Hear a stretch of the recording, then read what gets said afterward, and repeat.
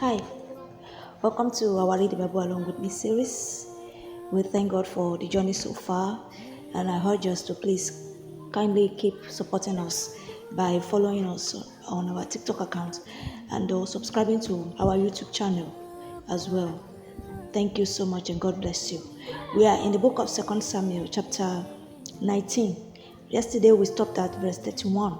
So today we'll be starting the reading from verse 32. 2 Samuel chapter 19 verse 32. Come along with me on this wonderful journey. God bless you. Now Barzillai was a very aged man, even 80 old, and he had provided the king of sustenance while he lay at Mahanaim, for he was a very great man. And the king said unto Barzillai, Come thou over with me, and I will feed thee with me in Jerusalem. And Barzillai said unto the king, How long have I to live, that I should go up with the king unto Jerusalem? I am this day 80 old. And can I discern between good and evil? Can thy servant taste what I eat or what I drink? Can I hear any more the voice of singing men and singing women? Wherefore then should thy servant be yet a burden unto my lord the king? The servant will go a little way over Jordan with the king. And why should the king recompensate me with such a reward? Let thy servant, I pray thee, turn back again, that I may die in mine own city, and be buried by the grave of my father and of my mother. But behold, thy servant Chimham, let him go over with my lord the king, and do to him what shall seem good unto thee. And the king answered, Chimham shall go over with me, and I will do to him that which shall seem good unto thee. And whatsoever thou shalt require of me, that will I do for thee. And all the people went over Jordan, and when the king was come over, the king kissed Barzillai and blessed him, and he returned unto his own place. Then the king went unto Gilgal, and Chimham went on with him, and all the people of Judah conducted the king, and also half the people of Israel. And behold, all the men of Israel came to the king, and said unto the king, Why have our brethren, the men of Judah, stolen thee away, and have brought the king and his household, and all David's men with him over Jordan? And all the men of Judah answered the men of Israel, Because the king is near of kin to us. Wherefore then be ye angry for this matter? Have we eaten at all of the king's cost, or hath he given us any gift? And the men of Israel answered the men of Judah and said, We have 10 parts in the king, and we have also more right in David than ye. Why then did ye despise us, that our advice should not be first had in bringing back our king? And the words of the men of Judah were fiercer than the words of the men of Israel. Chapter 20. And there happened to be there a man of Belial, whose name was Sheba, the son of Bichri, a Benjamite. And he blew a trumpet and said, We have no part in David, neither have we inheritance in the son of Jesse. Every man to his tents, O Israel. So every man of Israel went up from after David, and followed Sheba, the son of Bichri. But the men of Judah clave unto their king, from Jordan even to Jerusalem. And David came to his house at Jerusalem, and the king took the 10 women, his concubines, whom he had left to keep the house, and put them in ward, and fed them, but went not in unto them. So they were shut up unto the day of their death, living in widowhood. Then said the king to Amasa, Assemble me the men of Judah within 3 days, and be thou here present. So Amasa went to assemble the men of Judah, but he tarried longer than the set time which he had appointed him.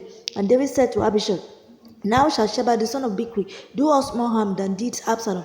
Take thou thy Lord's servant, and pursue after him, lest he get him fenced cities and escape us. And there went out after him Joab's men, and the Cherethites, and the Pelethites, and all the mighty men, and they went out of Jerusalem to pursue after Sheba the son of Bichri. When they were at the great stone which is in Gibeon, Amasa went before them, and Joab's garment that he had put on was gathered unto him, and upon it a girdle with a sword fastened upon his loins in the sheath thereof. And as he went forth, it fell out. And Joab said to Amasa, Art thou in health, my brother? And Joab took Amasa by the beard with the right hand to kiss him. But Amasa took no heed to the sword that was in Joab's hand, so he smote him therewith in the 5th rib, and shed out his bowels to the ground, and struck him not again, and he died. And so Joab and Abishai his brother pursued after Sheba the son of Bichri. And one of Joab's men stood by him and said, He that favoureth Joab, and he that is for David, let him go after Joab. And Amasa wallowed in blood in the midst of the highway. And when the men saw that all the people stood still, he removed Amasa out of the highway into the field, and cast a cloth upon him. When he saw that everyone that came by him stood still, when he was removed out of the highway, all the people went on after Joab, to pursue after Sheba the son of Bichri. And he went through all the tribes of Israel unto Abel, and to Beth Mahakah, and all the Berites, and they were gathered together, and went also after him. And they came and besieged him in Abel of Beth Mahakah, and they cast up a bank against the city, and he stood in the trench, and all the people that were with him, that were with Joab, battered the wall to throw it down. Then cried a wise woman out of the city, Hear, hear, say, I pray you unto Joab, Come near hither, that I may speak with thee. And when he was come near unto her, the woman said, Art thou Joab? And he answered, I am he. Then she said unto him, Hear the words of thine handmaid. And he answered, I do hear. Then she spake, saying, They were wont to speak in old times, saying, They shall surely ask counsel at Abel. And so they ended the matter. I am one of them that are peaceable and faithful in Israel. Thou seekest to destroy a city and a mother in Israel. Why wilt thou swallow up the inheritance of the Lord? And Joab answered and said, Far be it from me that I should swallow up or destroy. The matter is not so. But a man of Mount Ephraim, Sheba the son of Bichri, by name, had lifted up his hand against the king, even against David. Deliver him only, and I will depart from the city. And the woman said unto Joab, Behold, his head shall be thrown to thee over the wall. Then the woman went unto all the people in her wisdom, and they cut off the head of Sheba the son of Bichri, and cast it out to Joab. And he blew a trumpet, and they retired from the city, every man to his tent. And Joab returned to Jerusalem unto the king. Now Joab was over all the host of Israel, and Benaiah the son of Jehoiada was over the Cherethites and over the Pelethites, and Adoram was over the tribute, and Jehoshaphat the son of Ahilud was recorder, and Sheva was scribe, and Zadok and Abiathar were the priests, and Ira also the Jairite was a chief ruler about David. Chapter 21.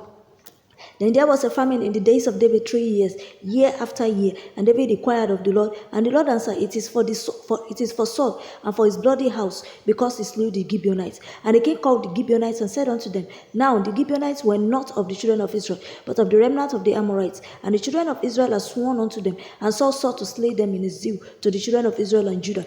Wherefore David said unto the Gibeonites, What shall I do for you, and wherewith shall I make the atonement, that ye may bless the inheritance of the Lord? And the Gibeonites said unto him, We will have no silver nor gold of Saul, nor of his house, neither for us shalt thou kill any man in Israel. And he said, What ye shall say, that will I do for you. And they answered the king, The man that consumed us, and that devised against us that we should be destroyed from remaining in any of the coasts of Israel, let 7 men of his sons be delivered unto us, and we will hang them up unto the Lord in Gibeah of Saul, whom the Lord did choose. And the king said, I will give them. But the king spared Mephibosheth, the son of Jonathan, the son of Saul, because of the Lord's oath that was between them, between David and Jonathan, the son of Saul. But the king took the 2 sons of Rizpah, the daughter of Aiah, whom she bare unto Saul, Harmony and Mephibosheth, and the 5 sons of Michal, the daughter of Saul, whom she brought up for Adriel, the son of Barzillai, the Meholatite. And he delivered them into the hands of the Gibeonites, and they hanged them in the hill before the Lord. And they fell all 7 together,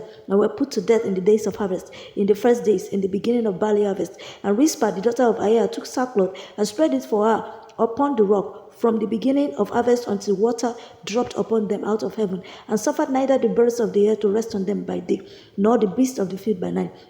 And it was told David what Rizpah, the daughter of Aiah, the concubine of Saul, had done. And David went and took the bones of Saul and the bones of Jonathan his son from the men of Jabesh Gilead, which had stolen them from the street of Bethshan, where the Philistines had hanged them, when the Philistines had slain Saul in Gibeon.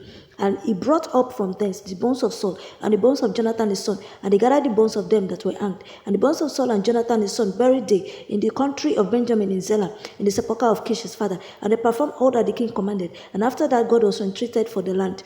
Moreover, the Philistines had yet war again with Israel, and David went down and his servants with him, and fought against the Philistines, and David waxed faint.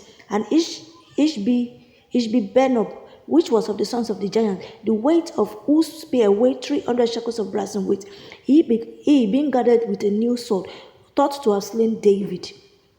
But Abishai the son of Zeruiah succored him, and smote the Philistine and killed him. Then the men of David swore unto him, saying, Thou shalt go no more out with us to battle, that thou quench not the light of Israel. And it came to pass after this, that there was giant again a battle in the Philistines at Gob. Then Sibekai the Hushathite slew Saph, which was of the sons of the giant. And there was again a battle in Gob with the Philistines, where Elhanan the son of Oregim, a Bethlehemite, slew the brother of Goliath the Gittite, the staff of whose spear was like a weaver's beam. And there was yet a battle in Gath. There was a man of great stature that had on every hand 6 fingers, and on every foot 6 toes, 24 in number, and was also born to the giant. And when he defied Israel, Jonathan, the son of Shimei, the brother of David, slew him. These four were born to the giant in Gath and fell by the hand of David and by the hand of his servants. This is the much that we can take today. We'll continue from chapter 22 tomorrow by the grace of God. Thank you and have